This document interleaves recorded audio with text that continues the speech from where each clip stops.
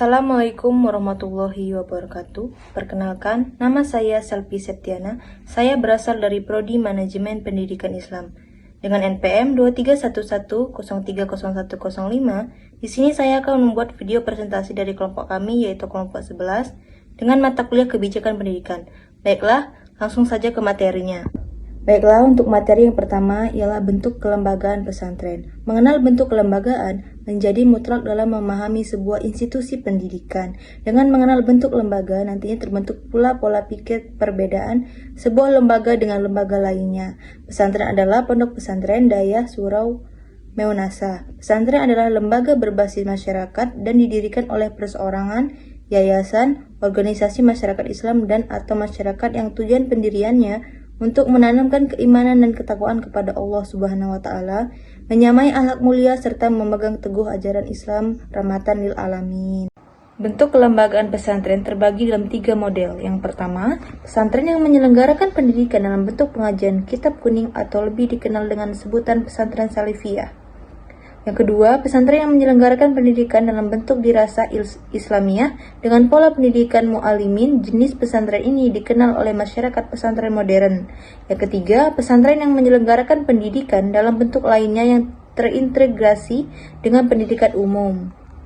Untuk memastikan lembaga pendidikan Islam masuk kategori pesantren harus memenuhi 5 unsur penting. Kelima unsur tersebut ialah yang pertama, kiai, yang kedua, santri yang mukim di pesantren, yang ketiga, pondok dan asrama, yang keempat, masjid atau musola, dan yang kelima atau yang terakhir, kajian kitab kuning atau dirasa Islamiyah dengan pola pendidikan mu'alimin. Baiklah, materi yang selanjutnya ialah tujuan dan fungsi pesantren. Tujuan pesantren dalam Undang-Undang Pesantren disebutkan penyelenggaraan pendidikan pesantren memiliki 3 tujuan. Yang pertama, membentuk individu yang unggul di berbagai bidang, yang memahami dan mengamalkan nilai-nilai ajaran agama dan atau menjadi ahli agama yang beriman, bertakwa, berakhlak mulia, berilmu, mandiri, tolong-menolong, seimbang, dan moderat. Yang kedua, membentuk pemahaman agama yang beragaman yang modern dan cinta tanah air, serta membentuk perilaku yang mendorong terciptanya kerukunan hidup beragama. Yang ketiga, meningkatkan kualitas hidup masyarakat yang berdaya dalam memenuhi kebutuhan pendidikan warga negara maupun kesejahteraan sosial masyarakat pada umumnya. Fungsi pesantren. Adapun fungsi pesantren meliputi fungsi pendidikan, dakwah, dan pemberdayaan masyarakat. Dalam menjalankan fungsi pendidikan, pesantren menjadi bagian dari penyelenggaraan pendidikan nasional, baik jenjang pendidikan formal maupun non-formal. Terkait fungsi dakwah, pesantren memegang peran penting dalam penyebaran paham agama Islam. Guna memastikan pemberdayaan masyarakat, baik untuk pendidik, santri, masyarakat sekitar, bahkan masyarakat yang lebih luas, pesantren dapat melakukan A. Pelatihan dan praktik kerja lapangan. B. Penguatan potensi dan kapasitas ekonomi pesantren dan masyarakat. Yang C. Pendirian koperasi, lembaga keuangan, dan lembaga usaha mikro, kecil dan menengah. Yang D. Pendampingan dan bantuan pemasaran terhadap produk masyarakat.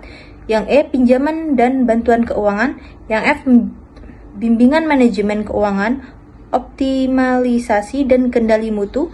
Yang G. Kegiatan sosial kemasyarakatan. Yang H. Pemanfaatan dan pengembangan teknologi industri. Yang I. Pengembangan program lainnya. Baiklah, materi yang selanjutnya ialah sumber pendanaan pesantren. Dana sangat menentukan ketercapaian sebuah tujuan dalam lembaga pendidikan Islam. Pengelolaan pendidikan tidak bisa dipungkiri membutuhkan dana baik untuk perbaikan sarana dan prasarana, hingga kebutuhan membayar gaji maupun kebutuhan lainnya. Dalam pasal 18, disebutkan pesantren memiliki 5 sumber pendanaan sebagai berikut. Yang pertama, sumber masyarakat. Yang kedua, bantuan pemerintah pusat melalui anggaran pendapatan dan belanja negara. Yang ketiga, bantuan pemerintah daerah melalui anggaran pendapatan dan belanja daerah. Yang keempat, sumber pendanaan sah dan tidak mengikat. Yang kelima, bantuan luar negeri. Selain skema pendanaan di atas, masih menyangkut pendanaan tersebut dalam pasal 19 dengan bunyi, yang pertama, pemerintah menyediakan dan mengelola dana abadi pesantren yang bersumber dan merupakan bagian dari dana abadi pendidikan. Yang kedua, ketentuan mengenai dana abadi pesantren, bagaimana dimaksud pada ayat 1 diatur dengan peraturan presiden.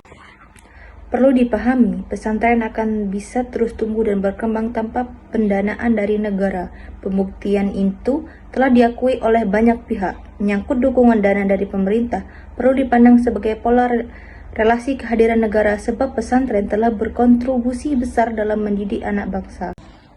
Adapun aspek positif dan negatif pemberian bantuan pemerintah, dampak positif yang pertama bertambahnya sarana dan prasarana daya, yang kedua peningkatan kapasitas insan daya, pengelola, tengku dan santri, yang ketiga mendorong bertambahnya lembaga pendidikan daya, penguatan institusi daya. Dampak negatifnya ialah yang pertama mengubah paradigma tengku daya dari dulunya berbicara soal kajian kitab atas ilmu ke pembicaraan seputar proposal bantuan. Yang kedua, memudarkan karisma tengku. Yang ketiga, terjadinya tumpah tindih pemberian bantuan. Yang keempat, kurang efektif bantuan yang diberikan sebagai contoh kitab yang tidak dipelajari namun tetap diberikan. Yang kelima, kurang efektifnya bantuan yang diberikan. Baiklah, materi yang selanjutnya ialah macam-macam santri. Ada dua model paham santri yang diperkenalkan dalam Undang-Undang Pesantren. Yang pertama, santri mukmin, yaitu murid-murid yang berasal dari daerah yang jauh dan menetap dalam kelompok pesantren. Yang kedua, santri kalong, yaitu murid-murid yang berasal dari desa-desa di sekeliling pesantren, yang biasanya tidak menetap dalam pesantren. Baiklah, materi yang selanjutnya ialah penjaminan mutu pesantren. Selayaknya sebuah lembaga pendidikan, pesantren juga memiliki sistem penjaminan mutu. Sistem penjaminan mutu ini terdiri dari sistem penjaminan mutu internal dan sistem penjaminan mutu eksternal. Guna mengontrol mutu internal, pesantren membentuk Dewan Masyayikh, sedangkan untuk mutu eksternal akan dibentuk Majelis Masyayikh melalui peraturan Menteri Agama. Tugas Dewan Masyayikh yang pertama ialah menyusun kurikulum pesantren, yang kedua melaksanakan kegiatan pembelajaran, dan yang ketiga meningkatkan kompetensi dan profesionalitas pendidikan dan tenaga kependidikan. Yang keempat, melaksanakan ujian untuk menentukan kelulusan santri berdasarkan kriteria mutu yang telah ditetapkan. Dan yang kelima, menyampaikan data santri yang lulus pada Majelis Masyayikh. Sedangkan Majelis Masyayikh memiliki tugas yang pertama, menetapkan kerangka dasar dan struktur kurikulum pesantren. Yang kedua, memberikan pendapat kepada Dewan Masyayikh dalam menentukan kurikulum pesantren. Yang ketiga, merumuskan kriteria mutu, lembaga dan lulusan pesantren. Yang keempat, merumuskan kompetensi dan profesionalitas pendidik dan tenaga kependidikan. Yang kelima, melakukan penilaian dan evaluasi serta pemenuhan mutu. Yang keenam, memeriksa keabsahan syahadah atau ijazah santri yang dikeluarkan oleh pesantren. Baiklah, materi selanjutnya ialah jenjang pendidikan pesantren. Terkait pendidikan pada jenjang formal, terdiri dari muadalah ula atau diniyah formal ula, muadalah wustha atau diniyah formal wustha. Sedangkan jenjang pendidikan tinggi berbentuk mahat ali, baik untuk program sarjana, magister hingga doktor. Dalam pendidikan non formal berbentuk pengajian kitab kuning. Pendidikan pada jalur ini juga dapat mengeluarkan syahadah atau ijazah tanda kelulusan. Santri yang telah lulus pendidikan baik menempuh jalur formal maupun non-formal dapat melanjutkan ke jenjang pendidikan formal yang lebih tinggi, baik yang sejenis maupun tidak sejenis, dan atau mendapatkan kesempatan kerja. Baiklah, untuk materi yang selanjutnya ialah aturan-aturan turunan pesantren. Adapun turunan dan perintah yang harus disiapkan selama 1 tahun sejak undang-undang ini disahkan dapat dilihat di bawah ini. Yang pertama, Peraturan Presiden tentang Hibah Luar Negeri Pasal 48 Ayat 5. Yang kedua, Peraturan Presiden tentang Dana Abadi Pesantren Pasal 49 Ayat 2. Yang ketiga, Peraturan Menteri tentang Pendirian Pesantren Pasal 7. Yang keempat, Peraturan Menteri tentang Penyelenggaraan Pesantren Pasal 14. Yang kelima, Peraturan Menteri tentang Kurikulum Pendidikan Umum di Pesantren Muadalah Pasal 18 Ayat 3. Yang keenam, Peraturan Menteri tentang Penyelenggaraan Pendidikan Pesantren Pasal 24. Yang ketujuh, Peraturan Menteri tentang Tata Cara Pembentukan Majelis Masyayikh Pasal 28 Ayat 2. Yang kedelapan, Peraturan Menteri tentang Pemetaan Mutu, Perencanaan Target dan Pemberian Fasilitas dan Afirmasi Pasal 30 Ayat 3. Yang kesembilan, Peraturan Menteri tentang Pendidik dan Tenaga Kependidikan Pesantren Pasal 36. Baiklah, sekian presentasi dari saya. Lebih dan kurangnya saya mohon maaf. Saya akhiri, wassalamualaikum warahmatullahi wabarakatuh.